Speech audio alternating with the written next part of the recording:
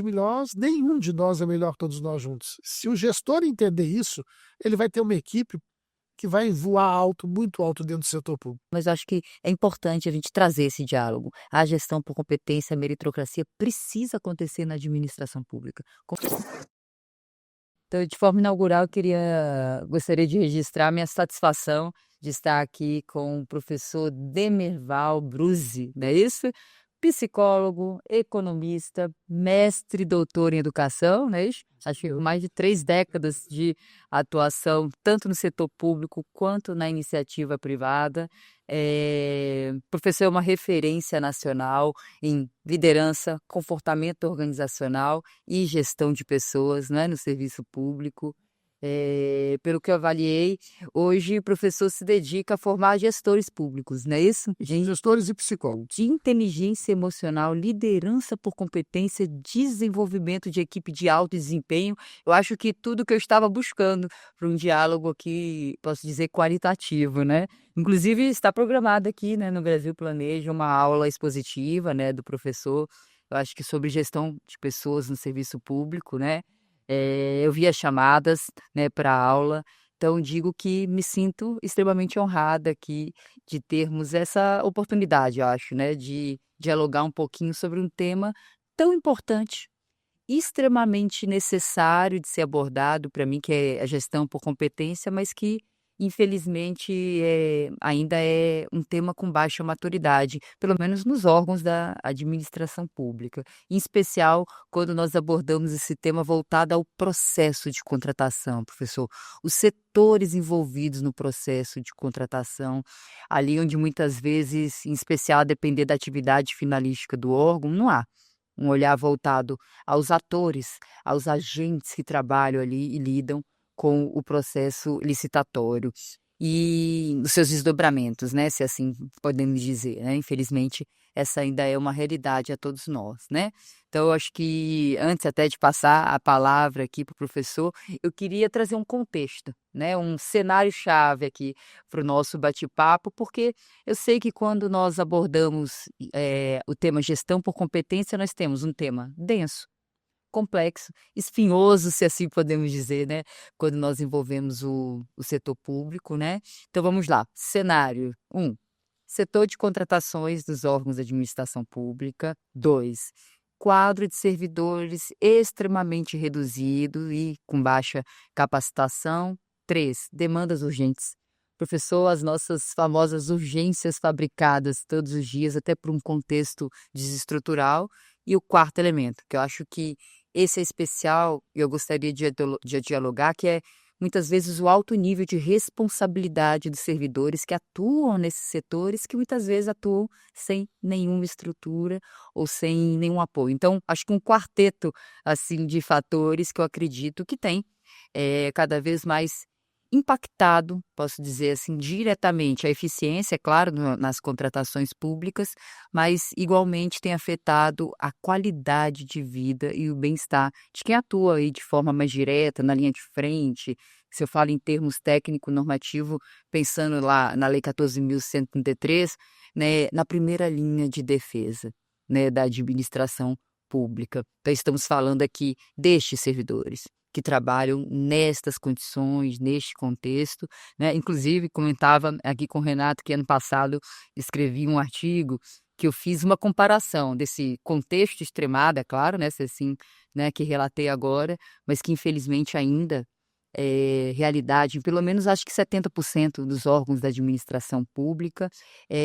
Eu fiz uma comparação de um contexto até em um provocativo traquejo linguístico, né, com o conceito estrangulamento, professor, né, lá desse artigo.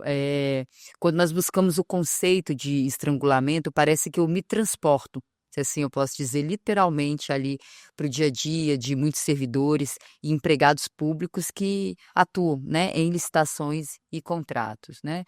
E por estrangulamento nós temos, né, assim, aquele ato de pressionar que interrompe o fluxo que oxigena a máquina, podendo levar à inconsciência e até o fator morte, né, é extremado mesmo.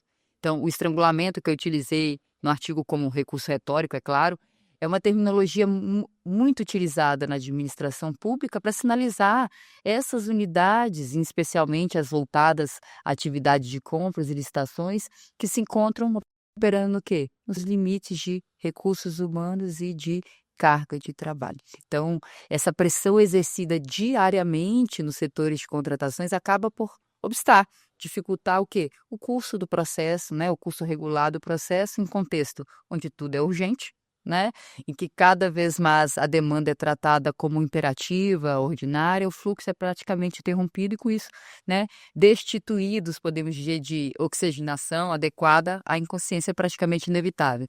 Então, quando eu falo em consciência, eu falo de servidores emocionalmente hesitantes, abalados, aqueles que, mesmo diante de uma sobrecarga de trabalho, persistem em entregar serviços e conduzir processos motivado por um elevado nível de comprometimento que nutre muitas vezes ali pela sua instituição, né. Mas aí a indagação que se impõe é: a que custo? Não é, professor? Até aqui para não me alongar aqui dessa parte introdutória, a partir desta ideia, desse contexto e da vasta experiência que o professor tem, em liderança, em gestão por competência, eu queria saber a sua percepção, na verdade chamar aqui para essa primeira reflexão, que seria no seguinte ponto: gestão por competência é um antídoto? É um caminho? É uma ferramenta guia de governança para a gente reoxigenar esses setores tão saturados? O professor acredita que um bom modelo de gestão por competência pode, romper esse ciclo vicioso, se assim podemos dizer, de sobrecarga, urgências fabricadas? E se sim, qual a medida e metodologia? Me permita e me perdoe, falei muito aqui, mas sei que de forma muito estratégica isso vai conduzir aí. Gestão por competência é sim um fator determinante hoje dos órgãos da administração nessas condições? Vamos lá. Primeiro, a honra é minha. Muito obrigado pelo convite. É sempre bom a gente tocar num assunto tão espinhoso e necessário, principalmente para o Brasil, né? Vamos separar algumas caixinhas. A primeira caixinha é a contratação. Como é que é feito hoje a contratação do serviço público? Abre-se um concurso público. Alguns desses concursos têm uma avaliação psicotécnica, né, uma avaliação psicológica, que na verdade é muito parecido com o que aconteceu na pandemia, que eu falo para meus alunos, né, finge que ensino que eu finjo que eu aprendo, né, porque ninguém aprendeu nada durante aquele processo com as aulas online e tudo. O psicotécnico hoje era exatamente isso, finge que eu estou fazendo e você do outro lado vai fingir que está tudo bem. Mas por quê? Porque ele é uma furada hoje dentro do processo, ele não está sendo usado como ele deveria. Porque se eu vou trabalhar competências, eu vou levantar o perfil professor-gráfico e fazer isso de forma competente, né? Então nós temos hoje, dentro da realidade, pessoas que ensinam as pessoas a fazerem testes. Isso é um crime, né? Mas ninguém faz nada, tá tudo bem, nós estamos no país do jeitinho e tá valendo. E a hora que esse profissional cai dentro do órgão, ele cai totalmente despreparado num lugar que talvez ele não tenha que ter. Eu tenho uma pessoa extremamente ansiosa atendendo clientes, não vai dar certo, né? Então, uma vez me perguntaram assim: "Tá, o que que você faria?" Eu faria o processo ao contrário. Eu faria o concurso público para que você conseguisse analisar a competência acadêmica daquela pessoa, porque é uma competência que eu estou medindo é acadêmica, é conhecimento literário, não é prático, né? Eu não estou ensinando a pessoa a ir lá nadar e salvar alguém no meio do mar, não, é acadêmico, é literário o processo. E uma vez dentro do órgão, já concursado, aprovado, bonitinho, aí eu faria o traço do perfil professor-gráfico e faria uma avaliação decente dessa pessoa. A dinâmica da personalidade e o potencial cognitivo dessa pessoa. Isso é que as empresas privadas fazem. Isso é contratação estratégica, né? Se a empresa privada faz, tem um sentido, porque ela visa lucro, ela precisa de eficiência, eficácia na ponta. Então nós temos, enquanto servidores públicos, temos que entender qual é esse processo, né? Como isso acontece na vida real. Eu sou de um tempo de Brasília, né, que não existia concurso público. Até se falava do trem da alegria do Senado, dos outros órgãos, não tinha, né. Então, você entrava normalmente nos órgãos, porque ou você já trabalhava lá terceirizado, tinham várias empresas de prestação de serviço, ou era amigo de alguém, filho de algum servidor, entrava e tudo. E não é que existia falcatrua ou desonestidade, era um padrão, né, porque ninguém queria vir para Brasília, Brasília era deserta, era seco, ninguém queria vir, vieram os obrigados, as pessoas para cá, na transferência da capital. Então eu sou de um tempo de Brasília que eu vi o primeiro concurso público saindo. Nessa época, eu estava dentro do Banco Central, terceirizado, eu era gerente de projetos da FIA USP no Banco Central para treinamento, E aconteceu o primeiro concurso do Banco Central. E eu gosto de citar o Banco Central, que eu acho um centro de excelência de capacidade cognitiva das pessoas. São profissionais muito competentes que entram. E lá eu percebi esse primeiro momento, que era gente muito boa entrando, e vários deles, no treinamento, desistiram do órgão. Exatamente por isso, que eles chegaram, fizeram o treinamento e olharam e falaram: não é isso que eu quero para mim. Isso não combina com o meu perfil. Então, se nós estamos falando de uma gestão de competência, eu tenho que ter competência para contratar. Uma vez contratado, uma vez feita a análise da dinâmica da personalidade e potencial cognitivo, eu vou conseguir pegar aquela pessoa e alocar nos órgãos, né, nos diversos setores daquele órgão, perdão, de acordo com a dinâmica dessa personalidade. Uma pessoa que tem mais explosiva, ela não pode estar na linha de frente, porque ela vai explodir com aquela pessoa, ela não vai ter paciência.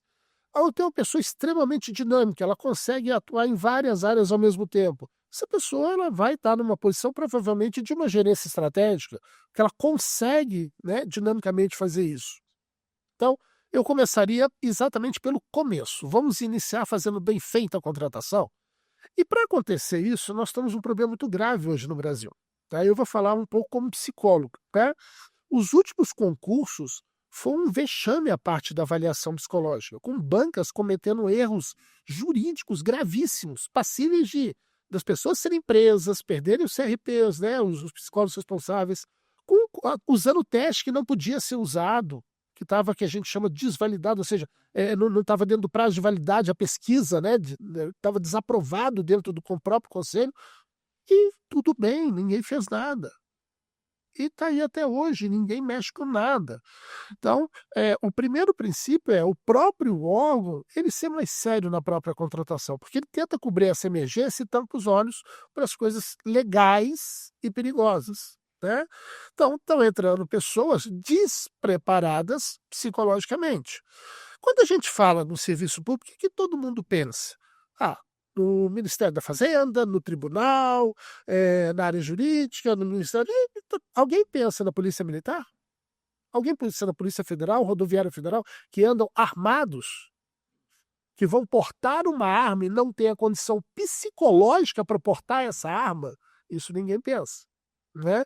Então, esse processo de responsabilização ele tem que dar um passo antes. O edital tem que ser bem feito, a empresa contratada tem que assumir responsabilidade dos seus atos, porque nós estamos lidando com vidas. Né? Uma vez feito isso, eu já tenho um perfil. Se eu sou um gestor que estou naquele momento daquele cargo, que é um outro ponto importante para a gente lembrar, que a maioria dos nossos gestores não estão, eles são. São. Né? Eles são gestores, eles não estão. Porque eles não pertencem àquele órgão, eles são um DS, para quem não sabe, esse linguajar de Brasília é um cargo de confiança, né? Eles são indicados politicamente, e eu confesso a você, pela minha experiência dentro do serviço público, que isso não me incomoda muito não. Porque o fato dele ser indicado não significa que ele vai ser um mau profissional. Né? Eu gosto da metáfora do jabuti em cima da árvore, né? Que a gente passa por uma árvore e tem um jabuti de óculos escuros tomando uísque. As pessoas falam: o que é isso? Eu falei: essa é a base de Brasília. Ninguém viu jabuti em cima de árvore tomando uísque, então alguém botou ele ali, não sou eu que vou mexer com ele. Só que essa metáfora, apesar de uma brincadeira que a gente usa muito em Brasília, ela tem um fundo sério que é: quem é o dono do jabuti?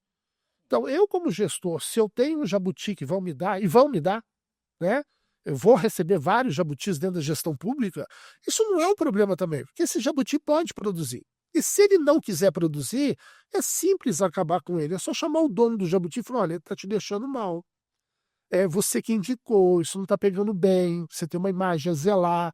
Então, essa parte política não é possível descontornar. Agora, e a parte técnica? Como é que a gente trabalha? A parte técnica, a gente estava nos bastidores falando, e é o que eu adoro, é trabalhar com números. Né? People Analytics, vamos analisar dados. Eu me recordo quando eu assumi a diretoria do MEC, eu deixo bem claro, eu não sou de partido nenhum, aliás, eu nem conhecia o meu secretário, Carlos Belchovski, eu nem sabia quem ele era. Eu fui para uma entrevista com ele, crente que eu estava vendendo antenas de internet para o MEC fazer educação à distância. Eu estava, nessa época, eu era gerente de vendas da Hilms, uma multinacional, e eu estava crente que era isso. Quando no meio do caminho ele fala: então você pode começar amanhã? Eu falei: como assim? Como assim começar amanhã? Nós estamos fazendo o que aqui, né? Eu havia sido indicado pela minha competência técnica e eu fiquei o segundo mandato inteiro do governo até metade do outro governo como diretor do ministério. E eu tinha um problema grave, que eu tinha muitos terceirizados e poucos funcionários da casa. Um dos pontos que me recordo, que me chamaram muita atenção, foi primeiro escolher minha substituta. Que eu peguei, vem cá, quem é o financeiro deste setor? Aí, não vou dar nomes, né, por questões éticas, a pessoa se apresentou, eu conversei com ela, eu falei, então a partir de hoje você vai ser minha gestora, você é minha substituta. Ela, mas como assim? Fulana de tal já é, ciclana. Eu falei, não, eu quero você. Você não me conhece ainda. Eu falei, você não cuida do financeiro do setor? Cuido. Eu falei, então, você é minha substituta. Mas por quê? Eu falei, porque se eu roubar, você vai preso. Porque você é da casa. Eu não. Você está botando a sua carreira em jogo, você está botando a sua vida, a sua família, então você não vai deixar eu errar. E ela assustada, eu falei, calma, eu não vou roubar, mas eu quero que você saiba que eu não posso errar. Nós assinamos aqui milhões, você imagina, eu era diretor da TV Escola, um canal de educação, né? E quando nós começamos a gestão, foi muito difícil, porque existiam vícios políticos, vícios pessoais, pessoas que não queriam trabalhar. Eu tinha um funcionário que a cada 2 meses ele tinha um atestado de 15 dias quase, 14, né, para entrar no INSS. E eu ia no RH e não, ele está em depressão, a gente não pode fazer nada. Eu falei, gente, não existe essa depressão. Porque ele voltava sempre moreno, bem disposto, né? Eu falei, que depressão boa. E essa foi uma das primeiras ações que eu tive. Que eu fui no RH, eu falei, olha, eu quero a demissão do funcionário. O RH falou, você está louco, no serviço público não se demite. Você está louco. Tá? A parte política vai falar alto nesse momento. Muito forte. Eu falei, ok, então vamos usar a estratégia. Ele entrou de atestado, eu esperei 13 dias contados, liguei para a casa dele com o RH na mesa, né, junto comigo, a minha substituta na mesa como testemunha, falei no viva voz, a mãe atendeu, falei, olha, eu acho que é o diretor tal, estou preocupado com a saúde dele, eu quero falar com ele. Bom, é que ele está preso no quarto, ele não sai do quarto. Eu falei, mas está grave assim? Depressão muito séria, ele não consegue sair do quarto. Eu falei, puxa, olha, eu estou muito preocupado, muito obrigado, eu desejo melhoras para ele e tudo. Desliguei o telefone, virei para o chefe de RH e falei, ok, eu quero uma junta médica e quero que visite ele na casa dele agora. Mas, Levão, nós não vamos caçar as bruxas. Eu falei, não, e se ele suicidar? Estou preocupadíssimo com a saúde dele. Ele pode suicidar. Então eu tenho que ser estratégico. Eu não vou bater de frente com o sistema, que o sistema é muito mais forte que eu. E foi feita a junta médica, foi comunicado que a junta iria à casa dele, curou da depressão, que coisa impressionante, voltou antes do atestado acabar, se posicionou no outro dia e milagrosamente pediu transferência do meu setor. E possivelmente foi dar atestado no outro setor. Bom, Não vale. né? Então, esse é um exemplo do famoso jeito, né, mas do ponto de vista legal. É um jeitinho do ponto de vista legal.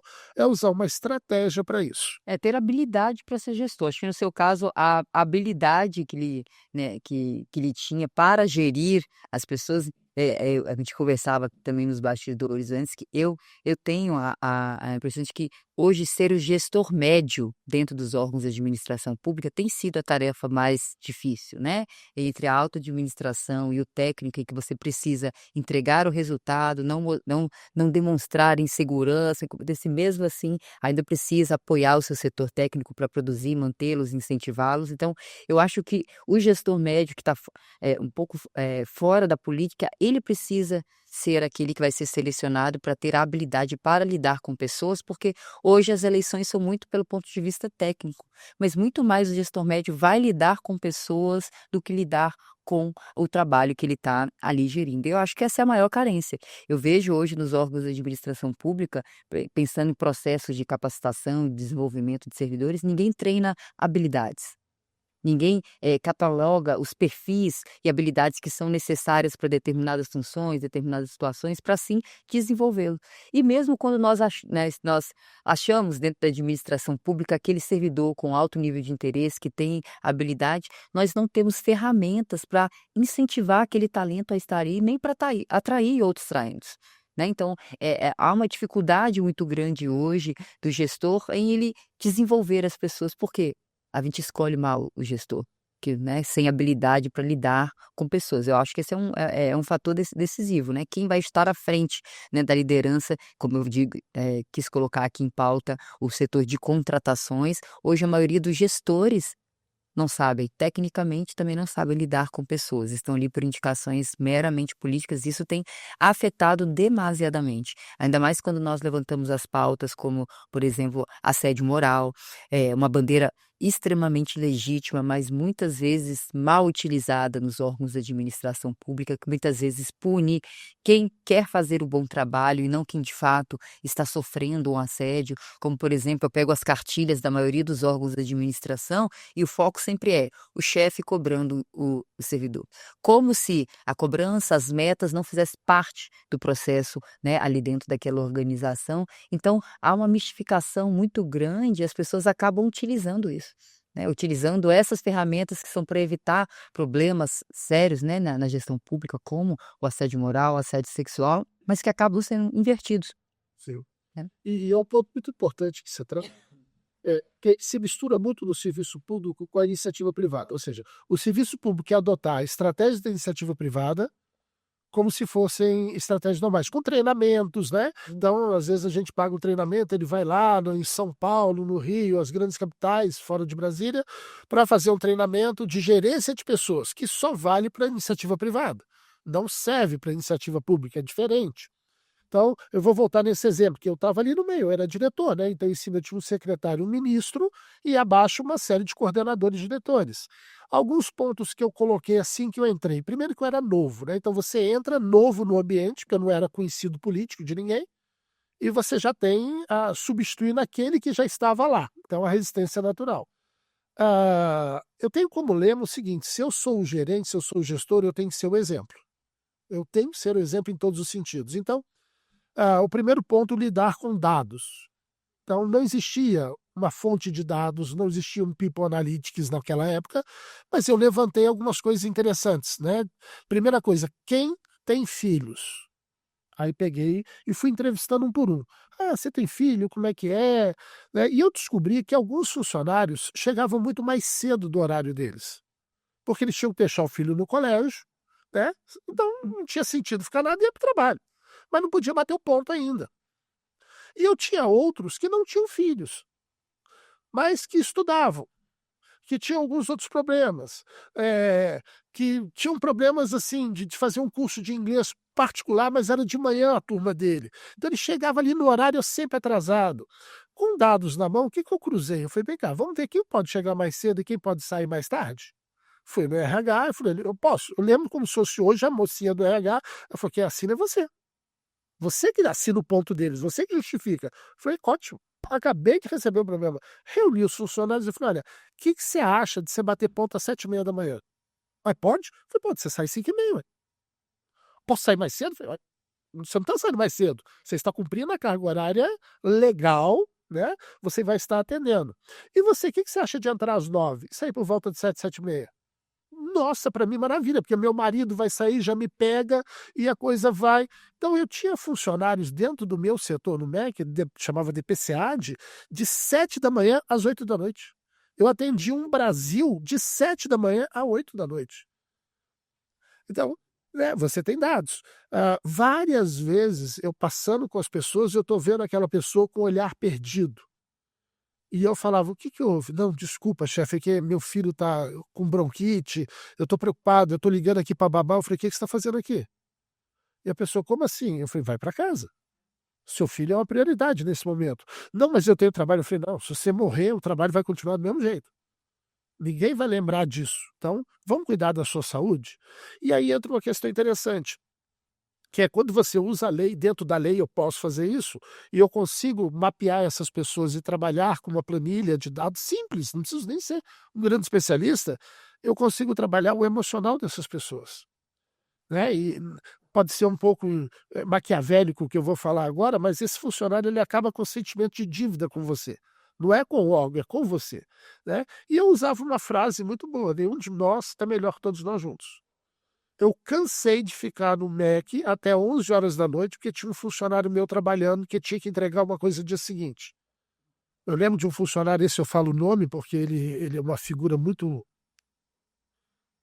eu acho que ele é uma figura diferente dentro do serviço público, que ele era um servidor público com uma cabeça de empreendedor, então ele criava coisas novas maravilhosas. E não que os outros não possam ser, mas a maioria vai ficando tristinha, né? Ele dá. Então, o Renato, ele fazendo uma apostila, que a gente tinha um trabalho com a Universidade Aberta do Brasil, tinha que ter o material pronto, e deu 11 e pouco, eu chegando com a pizza lá que eu comprei, ele falou, chefe, o que você está fazendo aqui? Eu falei, fui só comprar pizza pra gente, né? Ele falou, mas o que você está fazendo aqui? Você não tem que estar aqui, quem está aqui sou eu. Eu falei, não, se você está aqui, eu tenho que estar aqui, porque vai que você precisa de mim. Não, mas eu te ligo. Eu falei, pode ser tarde demais. Às vezes eu posso te ajudar em alguma coisa. E efetivamente eu podia ajudar em alguma coisa. Então, óbvio, não estou querendo que todos os gestores virem à noite, não é isso. Mas você é o exemplo. Né? Então, aquele momento eu não estou dizendo para ele o seguinte, eu sou melhor ou pior que você. Eu estou dizendo para ele o seguinte, eu estou com você. Né? Estamos juntos nessa jornada. Porque o servidor público, quando ele entra num concurso, ele entra num nível médio, nível superior, ele vai morrer nesse nível, porque não existe promoção. Ele pode ter um DS? Pode. Esse cargo de confiança? Pode. Mas não existe promoção. Tanto que eu, como diretor do MEC, eu falava nos corredores do MEC abertamente. Eu acho que de diretor para baixo tinha que ser uma lei obrigado a ser servidor da casa. Secretário não, é cargo político. Ministro é cargo político, mas diretor para baixo tinha que ser uma norma. Não pode terceirizado, tem que ser da casa, que era uma forma de premiar e incentivar. Corre o risco de acomodar? Corre. Mas se nós temos critérios bem estabelecidos, eu vou ter. Né? Hoje nós temos ferramentas de produtividade, podem me dizer quem é quem. Eu consigo trabalhar hoje o perfil desse profissional para saber onde eu vou alocá-lo, como a gente colocou agora há pouco, dentro da contratação. Então, nós temos hoje ferramentas que eu posso pedir emprestado para a iniciativa privada que podem me ajudar muito na seleção por competência das pessoas. A Lei 14.103, falando direto do processo de contratação, ela inovou agora com a sua atualização e determinou que o agente de contratação, que é o principal ator, agente envolvido, né, no metaprocesso, fosse o servidor efetivo da casa. E isso vem sendo palco de inúmeras polêmicas, né? Polêmicas em todos os sentidos, em todas as esferas da administração, em todos os níveis, entes federativos, aqueles que de fato não se estruturaram ao longo do tempo e não possuem, né, servidores efetivos para essa atribuição, mas mesmo em órgãos em que há uma estrutura, em que há servidores da casa efetivos para exercitar essa atividade que é o coração, a razão de existir de um processo formal de aplicação de licitações para, né, as compras na administração pública, mesmo nesse cenário, nós encontramos resistências.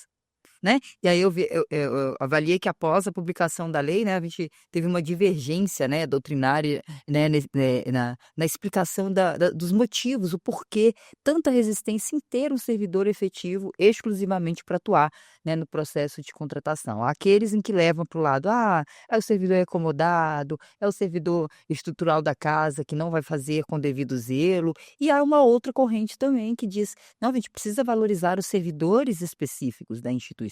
Entender que aquele servidor, sendo da casa, ele vai se preocupar em atender às finalidades da instituição, em dar as devidas progressões que são necessárias, né, as transferências de conhecimento, porque ele é da casa, o político vai sair, as gestões vão mudar, vão se alterar e ele vai conseguir ter um processo de permanência, né, estruturação do processo de contratação, mas ainda há uma resistência muito grande. Eu atuo em um órgão que é extremamente político, o quadro de servidores é reduzido, a gente tem mais terceirizados e mais comissionados do que próprios servidores da casa, que muitas vezes se encontram reféns, né, em várias situações. Eu acho que falta olhar para a gestão por competência. A gente fala muito, mas pratica pouco. A gente fala e escuta falar muita diferença num clichê de líder e chefe. Nós escutamos bastante, lemos bastante, mas exercitar isso é muito pouco.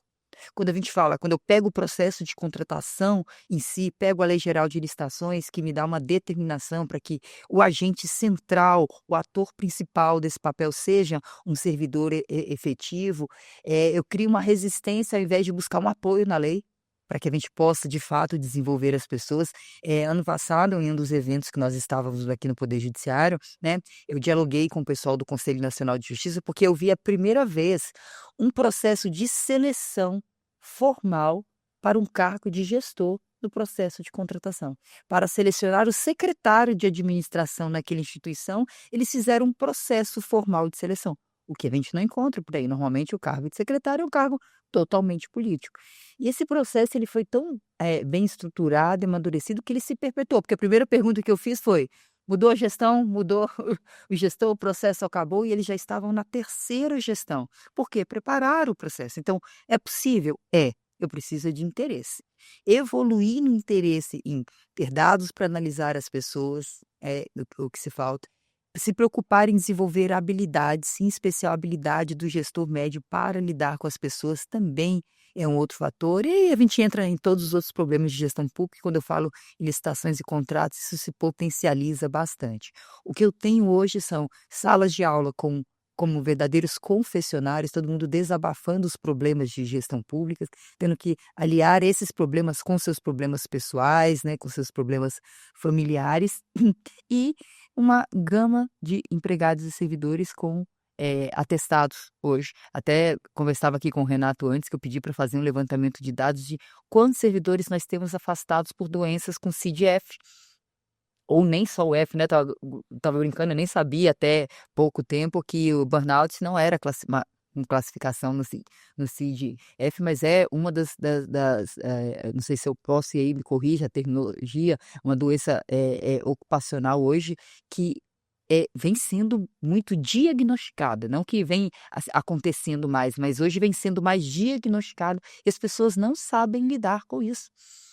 Né, aquelas pessoas emocionalmente esgotadas, né, em razão da sobrecarga de trabalho e com alto nível de responsabilidade. Eu acho que essas 2 junções, né, alto nível de responsabilidade, sobrecarga e desestrutura na administração potencializa mesmo. Não sei se dentro dos consultórios isso reverbera dessa forma. Eu estou falando um olhar como gestora, né, a minha visão interna de como que eu estou, né, a ausência de estrutura que eu tenho hoje para gerir esse processo, eu visualizo muito em razão desses 3 fatores que juntos viram uma carga explosiva. Você sente isso também nos consultórios, nas aulas, conversando com os psicólogos, que realmente isso é um fator dentro da administração pública? Fortíssimo, fortíssimo. Eu atendo muitos executivos de um grande banco, é um banco conhecido, e a carga de estresse é altíssima, por vários motivos, né. Primeiro motivo, eu sou pressionado a dar resultado e eu não tenho ferramentas para isso, humanas ou tecnológicas. Eu sou pressionado para dar resultado e eu não concordo com aquilo que eu estou fazendo, né. Agora o gestor, nesse ponto, eu acho que ele tem que ter, antes de mais nada, ele tem que cuidar do ego dele. O que significa isso? Será que eu sou competente? Eu vou conseguir me manter nesse cargo? Não é, a palavra não seria nem competência, eu vou conseguir, né. Então, de novo, pegando esses exemplos, que eu gosto sempre, porque aconteceu comigo, não é que eu quero parecer arrogante, exibido, não, eu vivi na pele isso. Então, assim que eu entro no MEC, eu assumo a TV Escola, passam uns 6 meses mais ou menos, o coordenador da TV Escola chega e fala: "Olha, eu preciso dos seus dados". Eu falei: "Mas por quê?".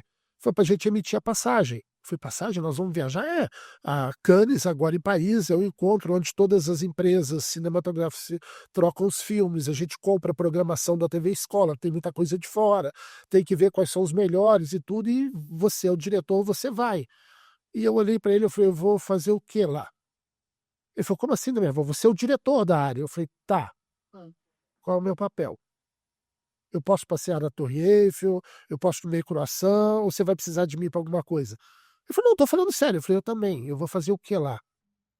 Eu não entendo de televisão, eu sou diretor, eu sou um cara que entende de gente, eu vou gerir pessoas, eu não vou gerir programas de televisão, leve alguém da sua equipe". Mas nunca foi assim, eu falei: "Está na hora de mudar". Então é uma forma que eu tive também de valorizar aquele profissional da equipe e dizer: "Olha, você é o responsável por essa área". Não, o meu papel é gerir pessoas. O bom gestor não é o que sabe tudo, é o que contrata quem sabe tudo embaixo dele, porque eu tenho que gerir pessoas e não os processos, né. Então, quando eu começo a trabalhar isso, eu vou tirando esse peso, essa angústia daquele gestor que tem que dar o resultado de uma área que não é competência dele. Eu fico imaginando eu em Paris, em Cannes, né? Eu analisando um filme, olhando para o filme, e tem um ponto maravilhoso para contar sobre isso. Nós estávamos contratando um documentário do Oscar Niemeyer. Eu não me recordo bem, mas era uma coisa assim de R$ 200.000 na época, né? E era contratação direta, sem licitação, porque era notória especialização, não tinha concorrência. E eu adorei o documentário. Eu achei, mas foi pouco antes dessa história de Cannes. Eu mandei comprar urgente. Eu falei, maravilhoso. Nós vamos contar a história de Brasília para o mundo inteiro conhecer. Está dentro de um canal de televisão. E esse coordenador da TV Escola, chama Érico, né? O Érico é figuraça também. Ele chega para mim e falou: olha, diretor, a gente comprou o negócio, nós vamos botar no ar na TV Escola e tal. Então vai sair hoje o lançamento. Aí eu, pô, que beleza. Liguei lá a televisão que a gente tinha lá no consultório. Era 1h30 de programa. Passou 20 minutos na televisão da TV Escola.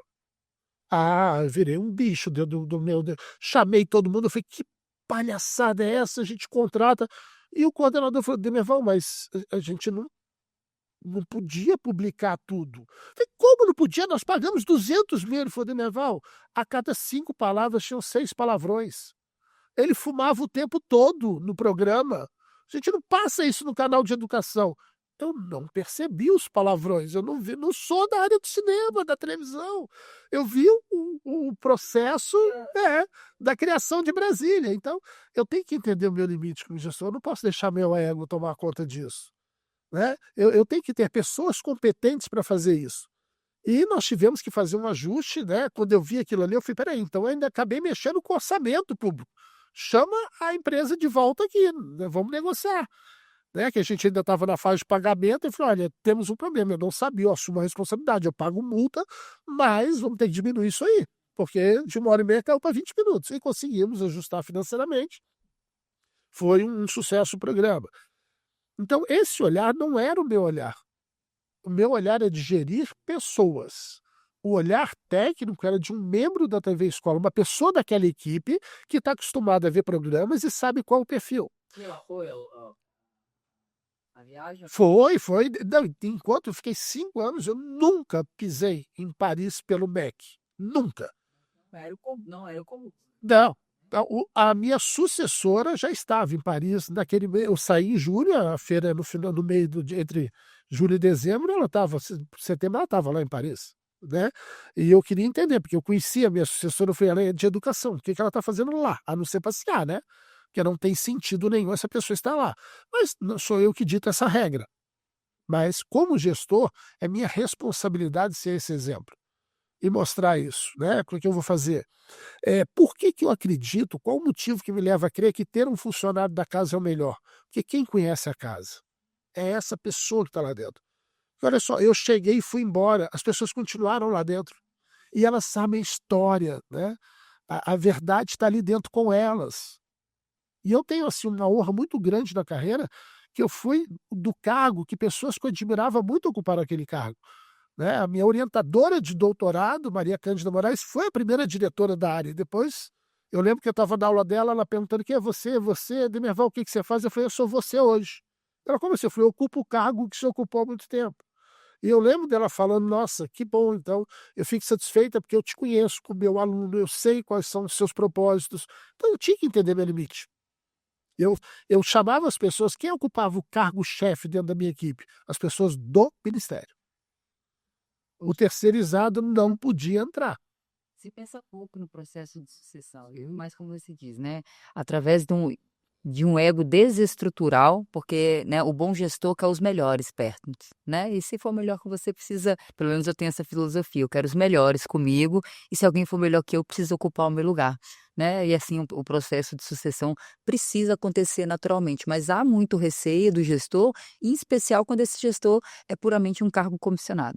Então, esse medo estrutural não permite com que ele valorize, de fato, os servidores que estão ali executando aquele trabalho. O turnover acontece institucional e praticamente automático. As sucessões acontecem ordinariamente e os processos têm eternos reinícios. Nós vivemos quando a gente pensa nos órgãos de administração e no processo de contratação, esses setores específicos vivem diariamente reinícios. E foi o custo financeiro para a sociedade, né? Quantos salários poderiam ser pagos com esse reinício? Que a gente fica pensando, não tem reajuste, não. Mas vamos olhar a base disso tudo aí, né? Você traz algumas coisas tão interessantes que vai me lembrando essa minha vida dentro do ministério. Certa vez nós fomos visitar uma escola, porque eu participei, eu criei muito forte. Eu fui um dos criadores, que tinha uma equipe maravilhosa, extremamente muito mais competente que eu, professores, doutores, que ajudaram isso com o Ministério, um programa chamado PROINFO, Programa de Informática na Educação. E trabalhei muito nisso, e quando eu estou diretor nesse processo, a gente visitava muito escola. E eu lembro de uma escola que eu cheguei, que a escola era linda, os laboratórios assim perfeitos, tudo bonitinho, só tinha um detalhe: não tinha luz da cidade. Não tinha luz da cidade. Como que alguém despachou 24 computadores para uma escola pública do interior do Brasil que não tinha luz, nem gerador, não tinha mesmo. Mal feito. Então, da onde vem isso? Exatamente desse despreparo. É uma atividade que ficou rotineira e ninguém presta atenção nos detalhes. E você vai olhar, quando eu peguei o histórico, o funcionário da casa tinha um despacho dizendo isso. O terceirizado não viu. Ele agiu automaticamente. Porque o funcionário da casa já tinha vivido isso em outros programas anteriores que o Ministério já teve, de distribuição de material. Ele conhece. Ele conhece um Brasil que nenhum terceirizado conhece. Porque o terceirizado, normalmente, ele vai entrar pelos períodos também, né? Eu brinco muito que eu falo que Brasília não funciona 4 anos de governo, ela funciona 2. Que o primeiro ano, quem entrou está se ajustando. E o último ano ele tem que fazer campanha para continuar. Então, 2 anos você trabalha, os outros 2 você está ali no limbo. Mas o da casa não, ele está perpetuamente ali até aposentar. Então, como eu valorizo esses funcionários? Se eu não posso dar dinheiro, aumento, né? Eu tenho outras ferramentas, porque se eu conheço, eu tenho de novo os dados sobre ele, né? Se eu consigo analisar, eu sei, por exemplo, que o período de férias para ele é muito importante por causa dos filhos na escola.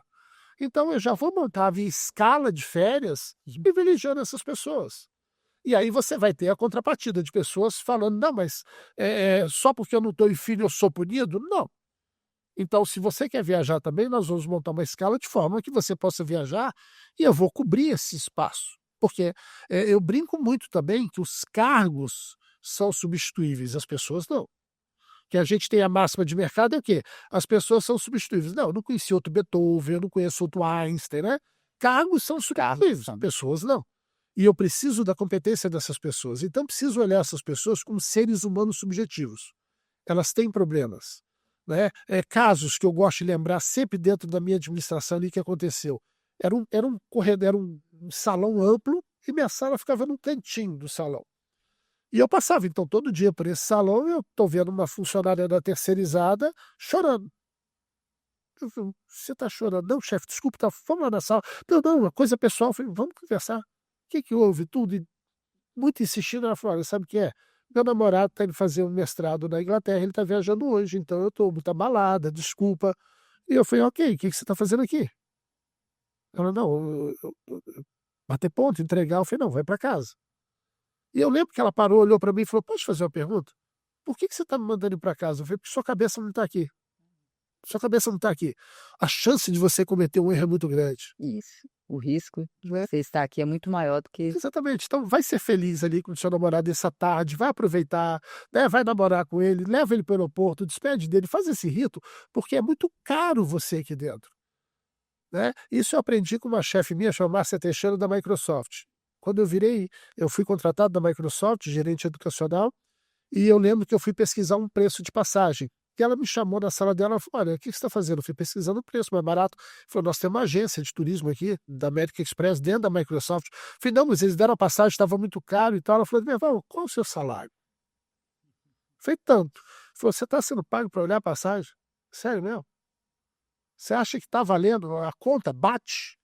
Você não acha que eu estou pagando muito para você olhar a passagem? Tem alguém que já faz isso?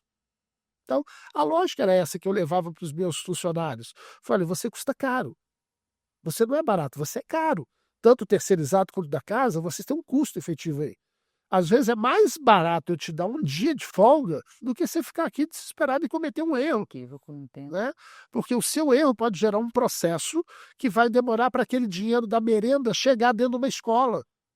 Mas é uma visão estratégica e sistêmica que é muito difícil. Às vezes o gestor está tão imbuído em resolver e lidar com os problemas que ele não consegue ter uma visão de fora. Ele não consegue parar, sintetizar, e eu acho que muito do que nós falamos, faltam dados, indicadores para o processo de tomada de decisão, né? Então, até existe um processo, mas sem os dados, as informações, para que esse processo de decisão seja responsivo, que esse processo de decisão seja tomado por pessoas competentes, de forma tempestiva, com menos risco, de forma mais sustentável. Isso é governar, né? Isso é governar o seu setor, os seus, né, os seus funcionários, e falta a gente eleger com mais habilidade esses gestores médios que vão precisar, de fato, né, lidar com o que é o operacional e, claro, né, precisam ter habilidade também ali para lidar com o político. Acho que você colocou aqui um ponto muito, muito sensível, que você, na sua fala, em razão da sua vivência, em alguns pontos que você me coloca aqui, você chamou, por um processo de sensibilização, você atraiu aquele servidor para ter um olhar sensível também às suas demandas. Como você disse, né? Não é maquiavélico, não, muito pelo contrário, é uma habilidade, né, em atrair as pessoas para serem sensíveis àqueles seus comandos, em razão da sensibilidade que você demonstrou, em razão de algumas particularidades. Eu vejo hoje muita dificuldade dos gestores, na verdade, uma total barreira de lidar com o ser humano. Querem lidar com os números, mas esquecem que o ser humano está ali, né? Tem até um livro, né, e você deve conhecer muito mais que eu, comecei a ler, mas ainda não finalizei, é Permissão para Pensar. Já, né? Mark Brecker, você, né, deve conhecer, um psicólogo bem famoso, é Permissão para Pensar. E o que que ele fala nesse livro? Que nós somos seres que racionais, que pensamos, mas também somos seres que sentimos. E se nós não permitirmos extrair esses sentimentos das pessoas, a gente não vai conseguir fazer a leitura deles. E aí, se eu não faço a leitura, se eu não entendo que sentimento aquele empregado, aquele servidor está tendo naquele momento de trabalho, eu não consigo denominar. E se eu não consigo denominar, eu não consigo resolver. Então, eu preciso saber, aquilo é raiva, aquilo é estresse, aquilo é ansiedade. Então, há um processo de conhecimento. Eu tenho que permitir o sentir. Então, o primeiro fator do gestor, permita que seu funcionário expresse os seus sentimentos. Tente lidar para depois você identificar o que é aquele sentimento. Aí você tem um dado. Com esse dado, você vai trabalhar para um resultado. É um processo. Então, eu achei muito interessante esse livro, Permissão para Sentir. Acho que todo gestor deveria, né, ler isso, porque ele te dá uma sequência lógica de informações que você precisa parar para observar dentro da sua instituição. Como você bem colocou, você passa e tem uma pessoa, né, que está com um olhar distante, o outro está chorando, o outro está fora do que é o ritmo dele naquele contexto. Você tem que ter agilidade para lidar com aquilo. Com a Assim, sensibilidade necessária, né? Eu dizia muito isso também na época que eu falava, você tem o direito de sentir o que quiser, de onde fazer. Né? Porque às vezes você vai ser grosso com um colega, todos nós, né? Não vamos ser hipócritas, todos nós. Eu agora dando aula numa universidade, no grupo de professores, eu estava questionando a obrigatoriedade das pessoas apresentarem em público, que é o maior medo do ser humano é falar em público, e uma colega, na verdade, fez um comentário e eu fui extremamente grosseiro com ela na resposta. Até me desculpei imediatamente depois, mas eu não fui grosseiro com ela. Eu estava descarregando a minha raiva e minha frustração dela. Então eu não tenho direito de fazer o que eu quiser. Eu posso sentir a raiva e frustração, mas não, né, regurgitar isso na outra pessoa. A ideia que você traz, que eu acho que e é tão simples resolver, o que mais me incomoda no Brasil é isso, que é tão simples. É. Se criasse uma lei, é só pedir um senador, um deputado lá, vamos sentar com eles, vamos criar uma lei para que tenha um processo seletivo para os cargos eletivos dentro do governo. Eu posso até ter um indicado, mas ele vai passar pelo processo seletivo. Mas tem que ter requisitos, pelo menos isso, pré-requisitos para preenchimento daquele cargo. Eu também não sou contra, não. Eu falei em nomeação, mas com requisitos. Pode ser o terceirizado, não tem problema. A TV Escola ela foi uma grande escola para mim, porque era uma área que eu não conhecia, né, de lidar com pessoas. Você imagina, você tem um canal de educação dentro do governo. Significa que eu tenho maquiador, que eu tenho cabeleireiro. Como assim? Como é que você bota na folha de pagamento do governo isso, né? Então nós aprendemos, juntando TCU, CGU, todo mundo lá para chegar, conseguimos criar um processo que deu certo. E eu me lembro também, dentro dessa contratação estratégica, que eu tinha 2 grandes amigos de infância, um chama Paulo Duro Moraes, é coordenador de cinema do IESB, e o outro chama Alexandre Picarelli, que hoje é da área de propaganda e marketing também do IESB, coordenador também do curso. Os dois, por acaso, os dois hoje trabalham lá. E os dois entendiam muito de televisão, de cinema. Então eu falei, olha, eu quero vocês dois trabalhando comigo. Eu tenho direito a trazer pessoas de confiança, eu quero vocês. E aí peguei os currículos e entreguei na mão da TV Escola. né, o Érico lá, o coordenador, ele foi na minha sala e falou: olha, chegou na minha mão, é para contratar os dois? Eu falei: sim, faça a entrevista e contrate. Ele: tá, entendi, para contratar os dois. Eu falei: não, você não entendeu.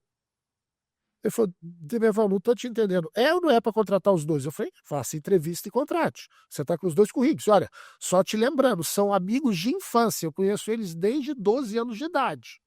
Ah, entendi, é para contratar. Eu falei: não, você não entendeu ainda. Entendeu? Aí ele falou: desculpa, me fala português. Eu falei: olha só. Ele tá falando contrate ou você quer que eu faça o processo avaliativo? Exatamente. Processo avaliativo. Eu falei: Érico, olha só, eu estou te dando 2 currículos para você entrevistar e fazer a avaliação dessas pessoas para se elas compõem a sua equipe. Mas você falou que são seus amigos de infância. Eu falei: exatamente. Como são meus amigos, eu não vou brigar com eles, eu vou brigar com você. Se algo der errado, eu vou na sua jugular, não é na deles. Então, contrate se forem competentes. Se não, não contrate. Porque eu estou indicando por serem pessoas da minha confiança, mas eu não sou da televisão, eu não entendo nada disso. E se ele não entender tecnicamente, eu vou cobrar você. Exatamente, você é o responsável por essa equipe. Então, quando a gente fala desse ego, né, eu reforçava cada vez mais. O meu papel não é entender o seu negócio, é gerir pessoas. Então eu não tenho medo de contratar pessoas como o Érico, que sabia muito de televisão, ele abria a boca, eu ficava babando. Eu falei: gente, que nunca imaginei isso, olha que legal isso aí. Nós temos um desenho na TV Escola que até hoje ele existe, chama Kika. A Kika, por acaso, ela foi criada por um cara chamado Kiko. O Kiko é um cara famoso nesse mundo da televisão que eu não conhecia, né? Eu vim conhecer ali profundamente.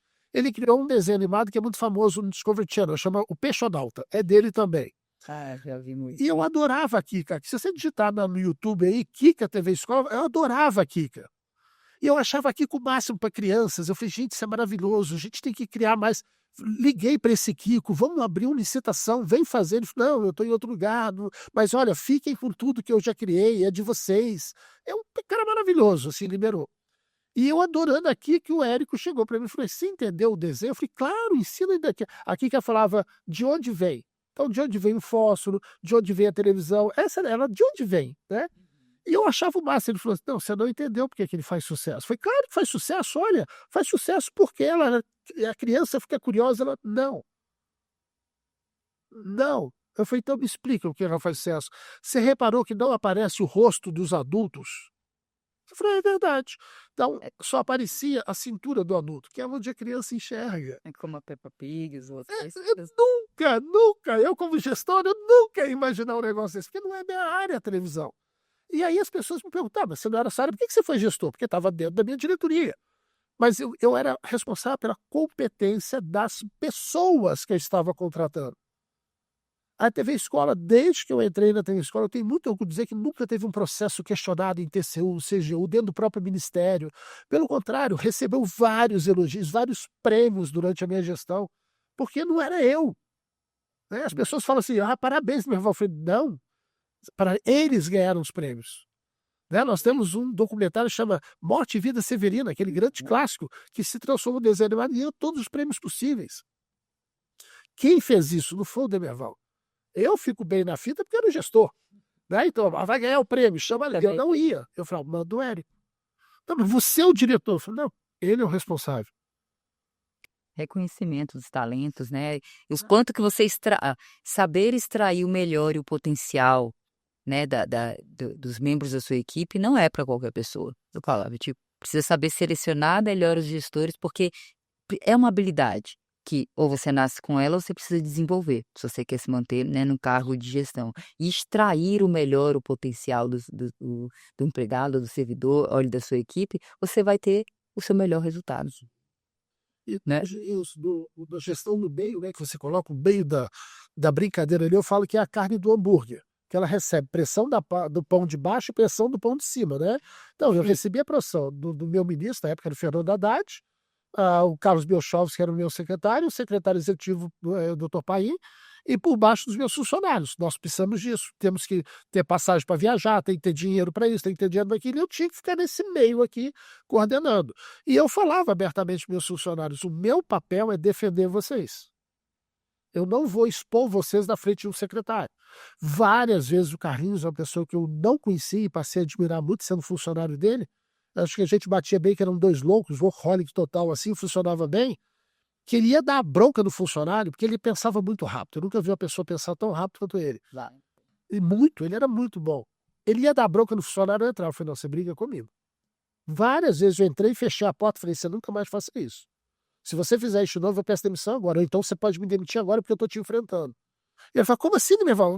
E ele não fazia de maldade, era o jeito explosivo dele. Eu falei, você briga comigo. Você não briga com meu funcionário.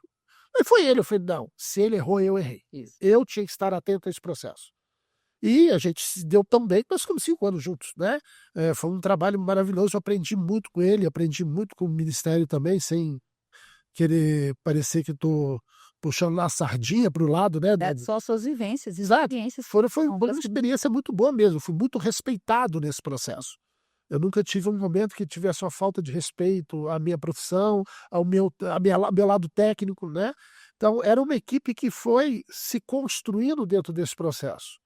E ela começava a entender que o diretor que estava ali, o Demerval, ele não precisava entender de tudo, porque ele tinha alguém embaixo dele que entendia daquela área.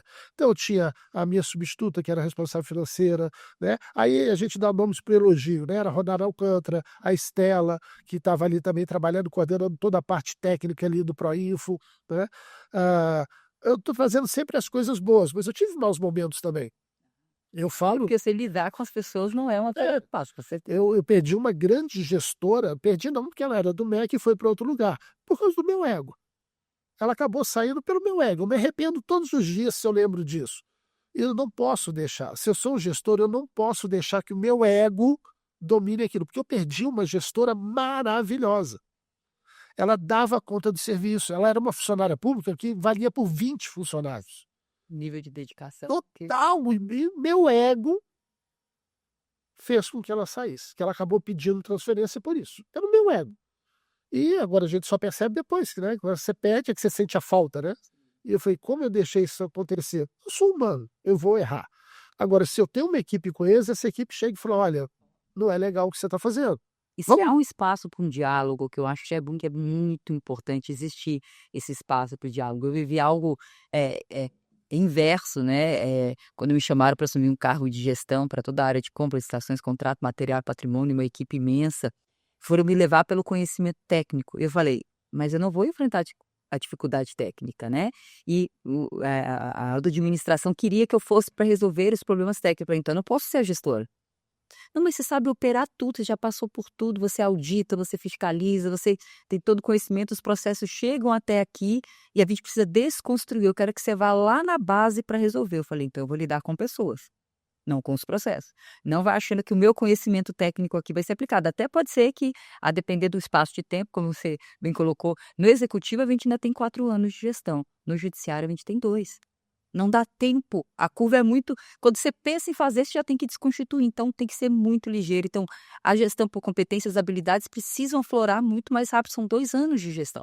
Eu falei: "Eu vou lidar com pessoas, então eu preciso de carta branca para que a gente consiga lidar com as pessoas para chegar aos processos e fazer as melhorias". Isso é imprescindível. E chegando com todo esse aparato, a minha primeira percepção foi: eu tenho praticamente uma linha de produção, e nessa linha de produção eu não tenho integração entre os principais atores que estão aqui. Fui pedir apoio na nossa área de recursos humanos e o que que nós poderíamos fazer, mas todos tão preocupados com a sua atividade fim, eu falei: "Como eu vou gerir tudo isso?". Eu tinha um primeiro fator que era determinante, a falta de integração entre os setores e um processo produtivo. Então eu comecei a desenvolver, né, mecanismos, né, internos e isolados dentro da unidade que depois, claro, se transformaram em projetos mais estratégicos. A gente lembra que a gente desenvolveu, que a gente criou lá o DAI, o Dia da Dinâmica, né, para avaliar o perfil, o comportamento, sem dados, sem auxílio de ninguém, ali só mesmo dentro lá da subsecretaria, né, e era um projeto interno que cada representante de cada uma das áreas que estava ali subordinadas à subsecretaria precisava, né, tirar um dia para uma dinâmica coletiva para gerar integração. E a minha primeira proposta como gestora, eu peguei todos os servidores e levei para um gamer interativo, né, um gamer, não é um videogame interativo que por trás tinha um grupo de psicólogos, de analistas que estavam avaliando todo aquele perfil. Naquela sala, naquele gamer interativo, todos acorrentados, precisavam desvendar alguns mistérios em conjunto para poder sair daquela situação. E quando nós terminamos, né, a avaliação que estava por trás ali do projeto que nós criamos, deu uma visão e um autoconhecimento para aquela equipe que foi um divisor de águas. Enquanto os psicólogos estavam passando ali para eles como é que foi o comportamento de cada um, como que aquele chefe daquele setor era aquele que não resolvia o problema e que o funcionário é que resolvia, o funcionário que tinha uma... Foi um autoconhecimento muito grande que deu um empoderamento a cada um deles. Eu lembro-me, né, de um deles, ele falava assim: poxa, eu que resolvi a maioria dos problemas. Sendo que internamente ele era o subordinado, tido como só um mero operador, e a gente via que alguns perfis de quem estavam liderando, enfim, não eram perfis. E aquilo, né, refletiu internamente, alguns fizeram essa reflexão: eu preciso gerir melhor. Quem precisa ser o resolutor dos problemas, dar né, as ferramentas para gerir e tudo, precisa ser os gestores, né. E lembro que depois, né, na sucessão, uma outra equipe fez uma brincadeira infantil lá dentro da instituição. Fez um campo minado, né, ali para os órgãos e colocou todos os chefes de setores vendados e os funcionários, os servidores para indicar aqueles caminhos, né. E claro que atrás do projeto, né, tinham todos os pré-requisitos para que fosse uma dinâmica voltada a desenvolvimento de pessoas e a função daquela atividade era: você confia no seu servidor?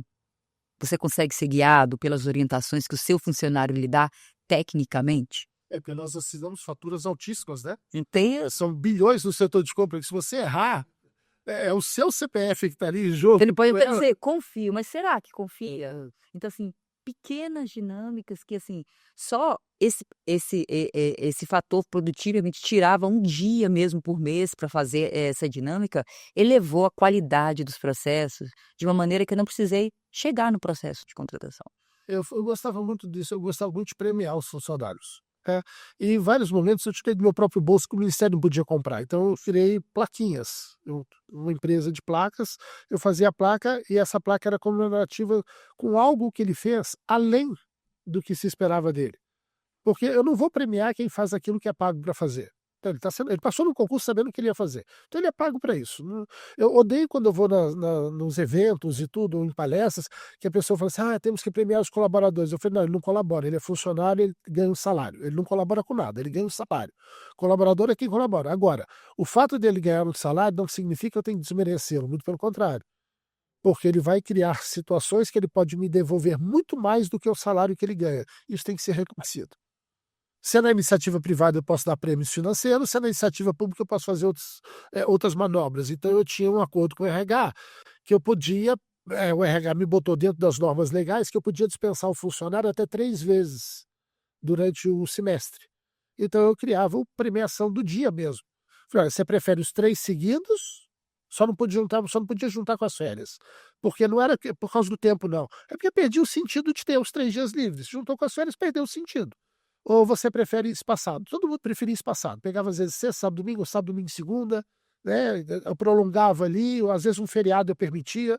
Era uma forma que eu podia premiar, a lei permitia isso. Então eu podia dar aquilo para ele. Quantos gestores sequer sabiam que podiam fazer isso? Não sabia, não vai correr atrás. Preocupado em Né? cumprir com a legitimidade. Eu dava plaquinha, e eu lembro de vários, a minha secretária mesmo falou: você está pagando do seu bolso? Eu falei: tô.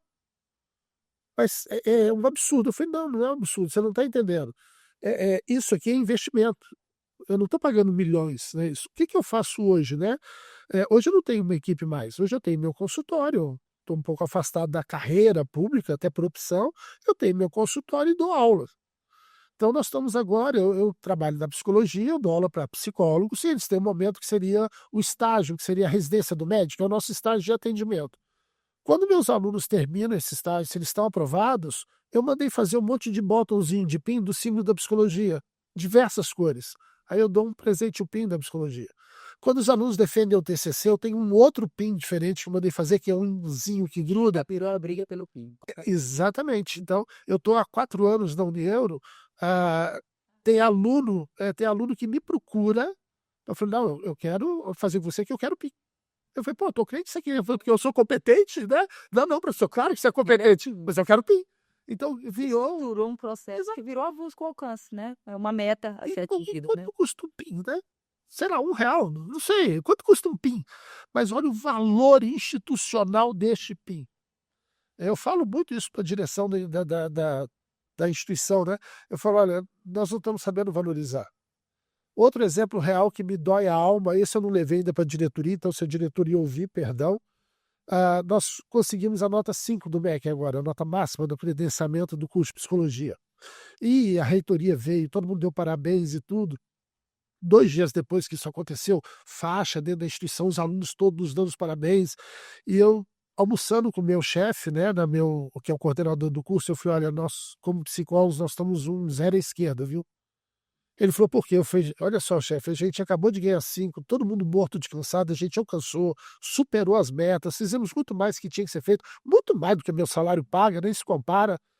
Nós esquecemos dos faxineiros, né? A gente não cumprimentou os faxineiros, né?" E aí todo mundo na mesa, um olhando para o outro, eu falei: são os invisíveis, né?" Porque eu lembro, na hora da visita, eu lembro ficaram 2 faxineiros dentro do banheiro, o tempo todo, para o banheiro estar sempre limpo. E a gente esquece, né, do faxineiro no serviço público, né, a gente esquece. E eu, de novo, eu sou de um tempo do serviço público que não tinha dinheiro. Eu cansei de levar papel para tirar xerox de material que eu precisava. Eu fui tomar posse e não tinha papel para fazer a impressão do meu termo de posse. Isso Então, do passado. Hoje nós temos bilhões aí, mal administrados às vezes, tudo bem, não é meu papel esse, mas era possível fazer isso acontecer. Se a gente criar essa lei que tem que ter o processo direitinho, o perfil profissionográfico muito bem traçado, que tipo de competência e habilidade esse profissional tem que ter para esse cargo, né? Uma vez traçado isso, vamos fazer um processo seletivo onde tem uma avaliação psicológica decente, não o que está hoje. Para mim, tinha que acabar com esse negócio em concurso público, porque isso e nada é a mesma coisa. Olha o resultado na ponta. eu tenho muito contencioso no judiciário por conta disso, né? Movimenta a máquina por fim todos. Exato. Né? E coitado do juiz, ele não entende disso, acaba indeferindo ou aceitando. Contratar, né, vai pedir uma perícia específica para isso, que vai ser um outro fator, um outro psicólogo que vai avaliar. Você inaugurou aqui o nosso bate-papo dizendo que, né, há 2 caminhos para a gente fazer a gestão por competência. O ideal é a porta de entrada, ali no concurso público, a gente ter maiores critérios que não avaliem só academicamente, porque a gente precisava a administração precisava entender o perfil quando olhasse os cargos necessários, né? Mas, não sendo possível, a gente trata a gestão por competência depois que o servidor ele já ingressou na administração. Acho que os 2 caminhos são difíceis, os 2 são legítimos, os 2, né, possuem os seus dificultadores. E eu confesso que eu não sei qual seria a tarefa mais difícil, se na porta de entrada construir critérios para a seleção inaugural ou lidar diretamente com aquele que você não selecionou bem, né? Não conseguiria hoje, né? Difícil. É o mais difícil, né? Se a gente tiver a lei e criar o processo está feito. E trabalhar A gente vai lidar com fraude, mas fraude a gente combate de outra forma, não o processo. O processo é estruturado. Passo do princípio da honestidade. Nós sabemos que existem as fraudes, ok, mas se fosse assim, o serviço público já tinha morrido. Tem muita gente boa e honesta lá dentro, né? Existem laranjas podres em todos os setores, em todas as áreas, em todos os países.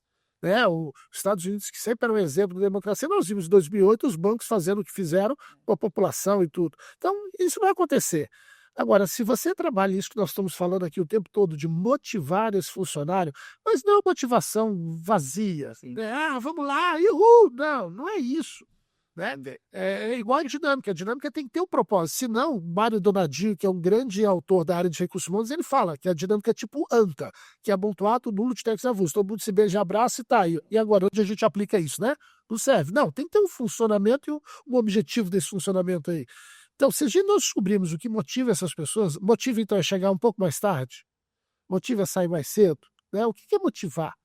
Quando eu comecei minha carreira no serviço público, que era do século, eu descobri muito cedo que chefe ama quem fica até mais tarde. E eu odiava acordar cedo. Eu odiava acordar cedo. Então, eu ia no meu chefe e falei: vem cá, posso entrar às 9 e sair às 7? Nossa, claro, porque eu saía às 7, 8, cansei de sair 8, 8 e meia, e feliz. Porque eu podia, dia seguinte, chegar às 9, eu não precisava acordar às 6 da manhã, igual 90% acaba fazendo. Né? Eu valorizava muito mais me deixar trabalhar num ambiente calmo do que me botar com um grupo, então eles me botavam naquela sala. Eles descobriram o que me motivava. Eu gostava dos desafios, eu não tinha problema para viajar. Outros profissionais têm problema, têm família, e você quer que ele viaje. Não vai viajar. Sabe? Então, e terceiro ponto que a gente falou muito aqui hoje, que não existe, é a cultura do serviço público. Por que empresa tem que ter cultura e serviço público não tem que ter cultura? Claro que tem. É a cultura de não ter cultura. É. Não ter Então, eu tenho que entender qual é a cultura dessa empresa. Eu tenho que entender, né, qual o objetivo final dessa empresa. Sem cultura não vai funcionar. E eu tenho a máxima, né, que é primeiro valorizar, e segundo é quem vai fazer o quê para nos levar aonde nós temos que chegar. Porque não sou eu essa pessoa, eu sou a pessoa que vai gerenciar ou contratar quem vai fazer isso. Por isso que eu não posso ter medo de alguém ser melhor que eu. Que essa pessoa pode ser melhor que eu em comprar filmes, mas não em gerenciar pessoas.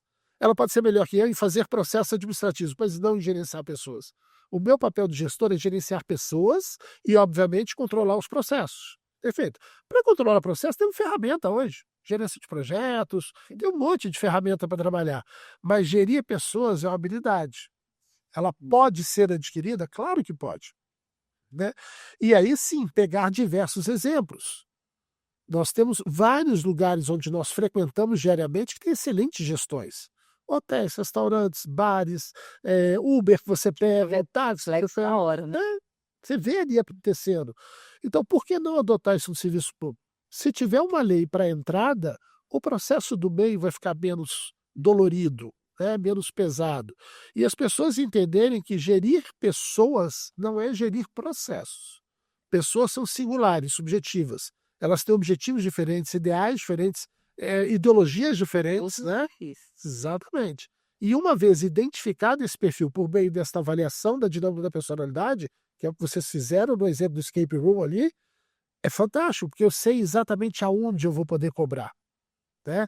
Se eu tenho uma pessoa muito lenta, eu não vou dar um trabalho rápido para ela. Eu estou maltratando essa pessoa. Eu não avalio, por exemplo, no serviço público se ele é TEA, um neurodivergente, se ele é altas habilidades. Não, o serviço público ignora isso. Não. Eu tenho no meu consultório diversas pessoas que vêm fazer avaliação neuropsicológica porque elas precisam de um laudo para apresentar no trabalho, principalmente nas Forças Armadas. Porque a sala é aquele salão. Aliás, é outra coisa que eu não entendo de onde veio essa moda que está no Brasil de salão para gerenciar pessoas. Não. Deixa as pessoas trabalharem. Quem gosta de salão, ok. Mas tem pessoas que têm um TEA, então ela tem que ficar isolada no ventinho dela. E ela vai produzir tanto quanto. Né? Então, se a lei amparar a entrada, vai ficar mais fácil gerir o meio. Mas para gerir o meio, as pessoas precisam entender que elas precisam aprender a gerir pessoas e não processos. Perfeito. Eu agradeço aqui a aula, né, que você passou aqui, acho que reflete muito. Eu sou muito voltada ao processo de contratação e muito preocupada com os atores que estão envolvidos nesse processo, avaliando ali a sobrecarga e o perfil emocional que eu consigo avaliar sem ser especialista.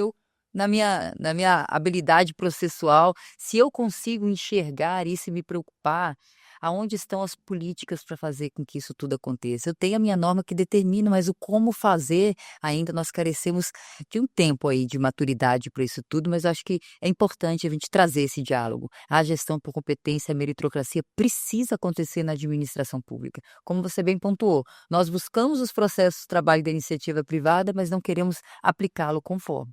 Né? Porque na iniciativa privada tem processos bem estruturados, né, de carreiras e de promoções totalmente diferenciados na administração, mas eu não quero aplicar o processo burocrático, então a gente esvazia a política que a gente mesmo elegeu para ser norteadora dentro das nossas decisões na instituição. Eu acho que esse é o primeiro equívoco, né? Então, precisamos saber selecionar mais qualitativamente, em especial, ao meu ver, os gestores médios dentro da administração. Porque com a política a gente vai lidar de outra forma e com o técnico a gente tem mecanismos e ferramentas para isso, né? Muito obrigada, então, por suas palavras aqui, por esse bate-papo aqui, que vai ficar na minha história e na minha memória. Eu que agradeço. A aula foi para mim também, vem entender do judiciário. E para a gente finalizar, é só para não deixar passar batido quando a gente falou de People Analytics, né? Dentro do serviço público, de uma forma bem simples, eu posso avaliar isso que nós falamos o programa inteiro. O que mais você gosta? O que mais te agrada? Se eu tenho esses dados, eu não preciso ter dados de quantas teclas ele apertou. Não, dados humanos também, né? E aí eu fecho sempre, né? Nenhum de nós é melhor que todos nós juntos. Se o gestor entender isso, ele vai ter uma equipe que vai voar alto, muito alto dentro do setor público. Muito obrigado.